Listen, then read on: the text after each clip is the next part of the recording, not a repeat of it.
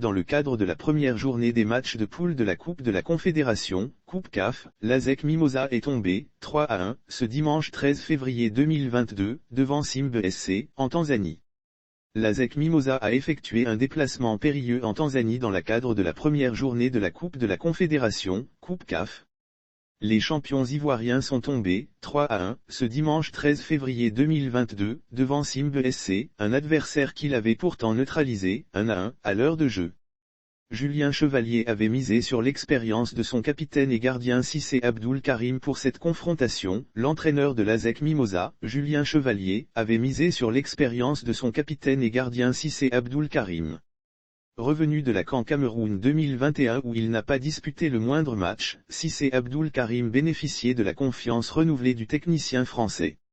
Au niveau des joueurs de champ, Chevalier a aligné Kanaté Karim, un autre international qui était présent à la récente CAN au Cameroun.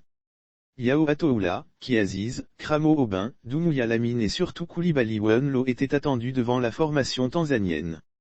L'ASEC Mimosa a rapidement débordé, mais très rapidement, l'équipe ivoirienne a été débordée si bien qu'après seulement une douzaine de minutes, Cissé Abdoul Karim a été contraint par Papousman Sako, 1-0, 12e MN, à aller chercher la balle au fond de ses filets. Un but que l'équipe locale a su défendre jusqu'à la mi-temps, 1-0.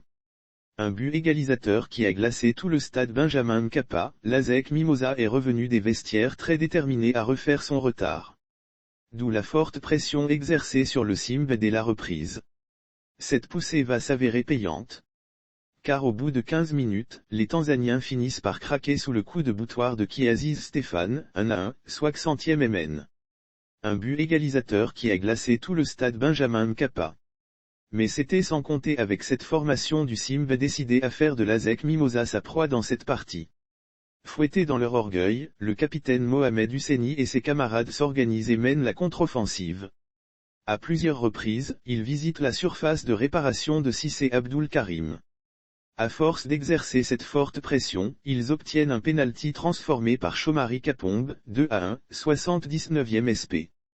Pour se mettre définitivement à l'abri d'un retour de l'ASEC Mimosa, les Tanzaniens corsent rapidement l'addition 2 minutes plus tard par Peter Banda, 3-1, 81e MN.